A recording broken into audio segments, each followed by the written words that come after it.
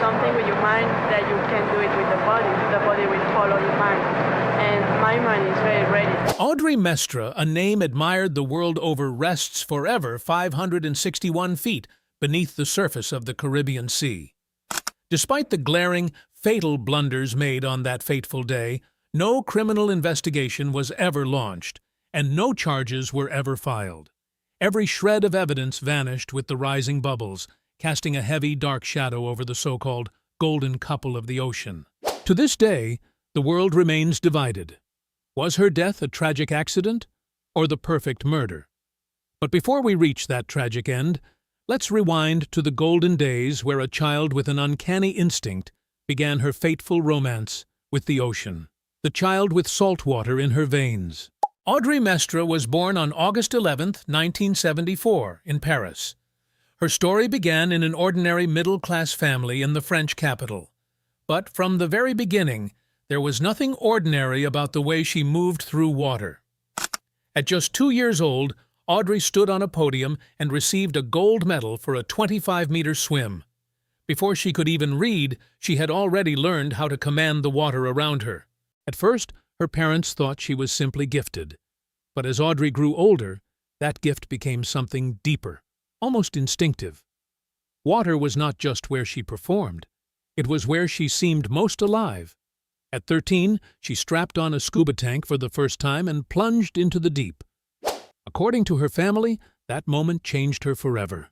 She didn't see diving as a sport. She saw it as coming home. Years later, when the name Audrey Mestre splashed across the front pages of American sports sections, the media gave her a singular moniker, the Mermaid. ESPN used it, diving magazines used it, even people who had never met her used it. Audrey never objected. Perhaps because she knew the truth, her passion for the ocean wasn't a choice. It was hardwired into her DNA, long before she even knew how to swim. But just months after that very first scuba dive, Audrey's life would take a turn no one saw coming. The plastic corset and a silent vow to the sea. At 14, Audrey Mestre was struck by typhoid fever. The illness left behind a cruel complication, scoliosis. As her spine began to curve, doctors told her she would have to wear a hard plastic brace for years to stop it from getting worse. The brace ran from her shoulders to her hips. It held her body in place, but it also trapped her. She could not bend freely. She could not twist. Some days, even breathing felt difficult. On land, Audrey was confined by her own body. But in the water, everything changed. The moment she slipped beneath the surface, she could remove the brace. The sea carried her weight. Her spine felt free. Her chest opened. For the first time all day, Audrey could breathe like herself again. That was when the ocean became more than a passion. It became her refuge. On land, she was a young girl fighting pain and limitation. Underwater, she was Audrey Mestre. Her love for the sea was not just beautiful, it was heartbreaking, because the place that gave her freedom would one day demand everything from her. When her condition finally stabilized and the brace came off for good, Audrey did not return to an ordinary teenage life in Paris. She followed the only path that ever made sense to her, straight back to the ocean. La Paz and the page that opened destiny. A few years later, the Mestre family moved to Mexico. For Audrey, it meant one thing: the sea was finally closer than ever. She studied marine biology in La Paz, a coastal city between the Sea of Cortez and the Pacific Ocean, a place so rich with marine life that Jacques Cousteau once called it the aquarium of the world. La Paz gave Audrey a future. It also led her to the man who would change everything. In 1996, she was researching how the human body responds to extreme deep-water freediving. One name appeared again and again in her sources: Francisco Ferreras, known as Pipin. He was Cuban, famous worldwide as the king of no-limits freediving. His records shocked scientists. His body seemed able to survive pressure that should have been impossible. To Audrey, he was the perfect subject for her thesis. When she learned he was planning a dive in Cabo San Lucas, not far from La Paz, she went to meet him. She arrived with interview questions, not romantic expectations. She was 22. He was 34. And Audrey did not know one important fact that day. Pippin was already married. What began as a simple academic interview would become a 6-year story of love, obsession, ambition, and heartbreak, ending at the bottom of the ocean. Two souls chosen by the sea. To understand the magnetic pull between Audrey and Pippin, you have to know where Pippin came from. Francisco Ferreras was born in Cuba with a slew of physical ailments. He had congenital deformities in his feet. He suffered from severe childhood asthma. His eyesight was so poor, his parents worried he wouldn't be able to attend a normal school. According to Pippin's later interviews, his childhood was just one limitation after another. But here was the kicker. All those limits vanished the second he hit the water. Pippin knew how to swim before he could walk. And that's no exaggeration. His parents used to drop him into the ocean when he was just an infant, and the little boy figured it out. Underwater, his deformed feet didn't matter. Asthma was irrelevant when you were holding your breath. Bad eyesight didn't matter when the ocean taught you to navigate by feel rather than sight. The water was a sanctuary, an escape for a Cuban kid who had been dealt a rough hand by life from day one. When Audrey sat across from Pippin during that 1996 interview, it didn't take long for them to realize something profound. They had lived the exact same story on two completely different continents. The Parisian girl trapped in a plastic corset, only free in the water. The Cuban boy with a broken body, also only free in the water. Two parallel lives. A destiny that was eerily identical. The interview ran long. Then came the emails. Then the shared dives. Then love. In 1999, Audrey and Pippin tied the knot. They didn't just become a regular married couple. They became a record-breaking machine. Over the next 3 years, they swept up both the men's and women's world freediving records. The international press crowned them the golden couple of the ocean. Photos taken on the boat after every dive showed a smiling, embracing husband and wife, soaking wet and deliriously happy. No one, not even Audrey, could have guessed that the husband who loved her the most would eventually be the one to send her down 561 feet to the ocean floor, and that he wouldn't be able to bring her back. Rewriting the rules. In freediving, official records were usually governed by AIDA, the International Association for the Development of Apnea. AIDA demanded strict safety rules, trained safety divers at different depths, repeated equipment checks, and a rescue plan ready for the worst possible moment. But Pippin saw those rules as obstacles. He believed AIDA was too cautious, too slow, and too limiting for what he wanted to achieve. So, in 2000, he created his own organization, the IAFD, the International Association of Free Divers. It gave him freedom from AIDA's restrictions. It also removed the safety structure that had been built to protect divers. That choice would haunt Audrey's story 2 years later. That same year, Pippin attempted a 535-foot dive to secure his legacy. On the way back up, he blacked out. The record was rejected. After that, something changed. Pippin was no longer the main attraction. Audrey became the center of the show. She was the young wife, the new star, the face everyone wanted to see. Pippin became her coach, her manager, and the man making the calls. Audrey set a record at 410 feet in Fort Lauderdale, even though she blacked out after reaching the surface. The IAFD, run by her own husband, accepted the record anyway. A year later, she pushed even deeper, reaching 427 feet. To the public, Audrey was fearless. Newspapers praised her. Fans admired her. She became the female face of one of the most dangerous sports on Earth. But behind the applause, one question still hurts to ask. Did Audrey truly want to go that deep? Or was she being pushed toward someone else's dream? The answer may have gone down with her into the Caribbean, but before that final dive, another name would enter the story and change everything. The shadow of a new contender. In August 2002, Tanya Streeter entered the waters off the Turks and Caicos Islands. She did it the official way. No husband controlling the dive, no private organization, no shortcuts. Tanya followed AIDA standards with a full safety team and strict protocols. Her target was 525 feet, and she made it. She did not just beat Audrey's record, she crushed it by 100 feet, a massive jump in a sport where records are usually broken inch by inch. When the news reached Audrey's camp in the Dominican Republic, everything changed. Audrey was only 28, and suddenly the pressure was on her shoulders. Training intensified. The dive date was moved forward. Pepin wanted the title back, and he wanted it fast. On camera, everyone smiled. Behind the scenes, things were breaking. Crew members later said Audrey and Pepin's marriage was falling apart. They argued in front of the team. Some described those final weeks as if they were watching a marriage collapse in real time.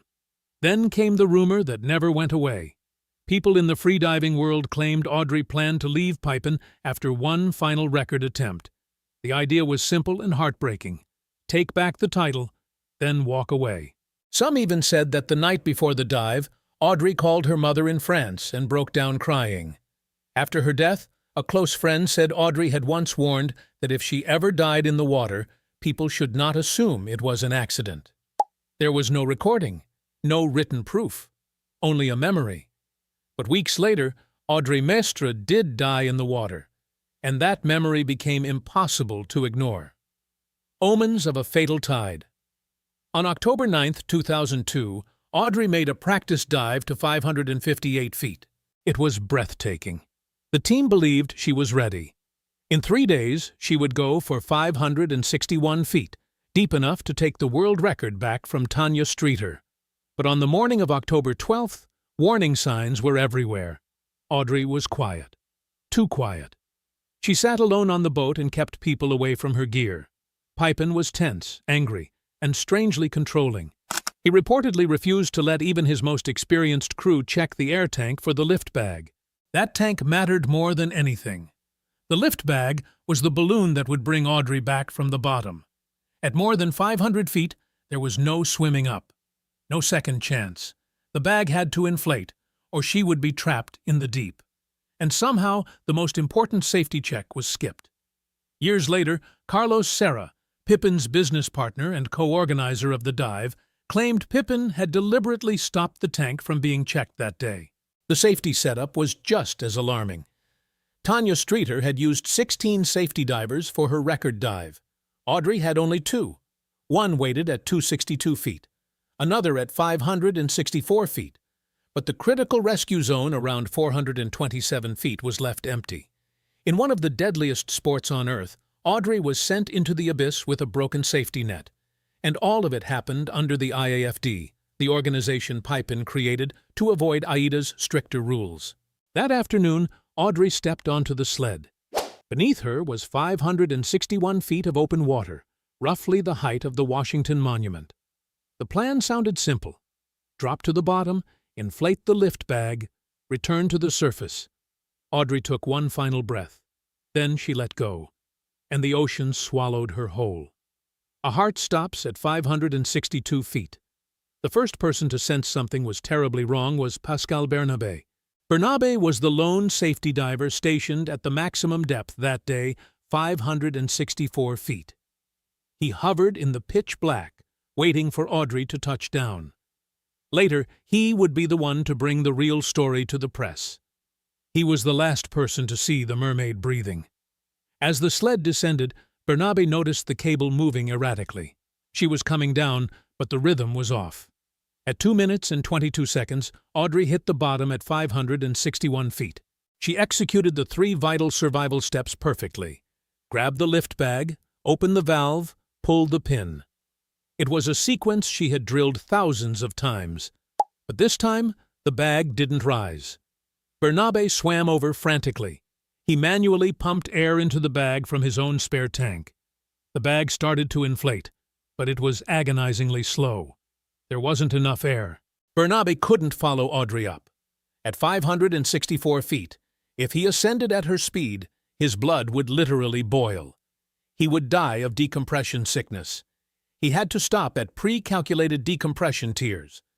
It's the absolute, unbreakable rule of deep diving. Audrey ascended alone. At 427 feet, the critical rescue point there was no one waiting for her. Up on the surface, Pepin realized something was terribly wrong. The lift bag should have breached by now.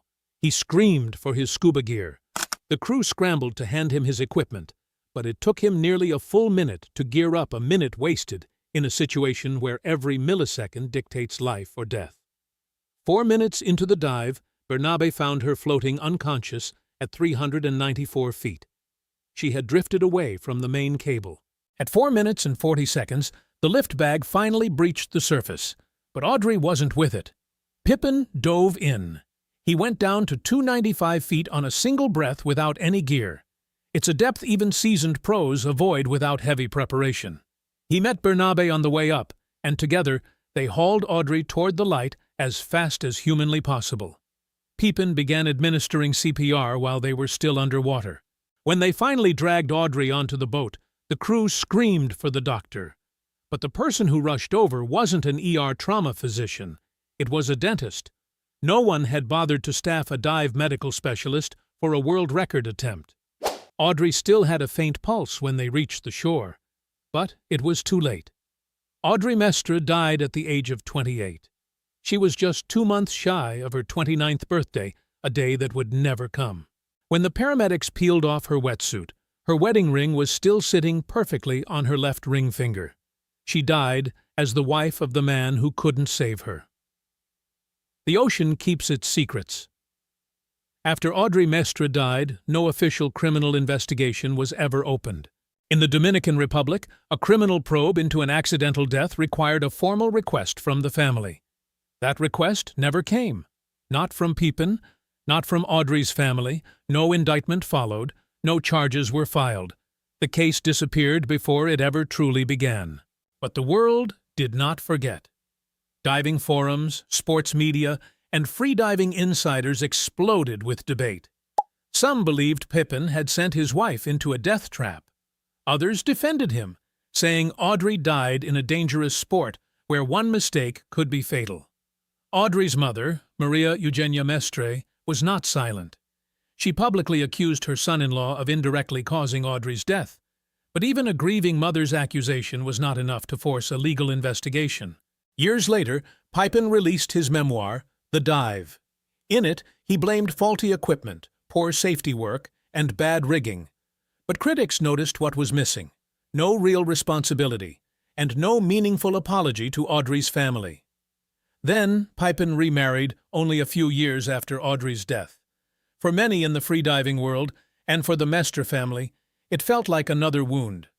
But outrage is not evidence, and the law did nothing. The darkest theory came from one of the safety divers who had been there that day. He never claimed it as fact. He offered no proof.